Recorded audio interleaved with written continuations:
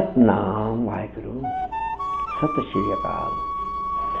जिंदगी में कुछ अहिड़ा नेक कम भी कयो अर्थात करणु खपनि जंहिंजो सतगुरुनि जे सिवा कोई ॿियो गवाह न हुजे, अर्थात सिर्फ़ु गुरुनि खे ख़बर हुजे त तव्हां सुठो कमु कयो आहे।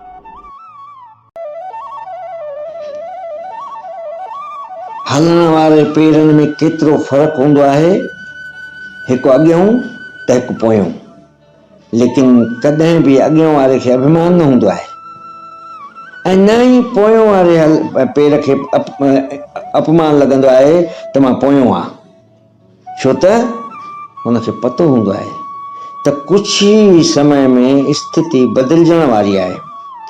इन खे जीवन चइबो आहे।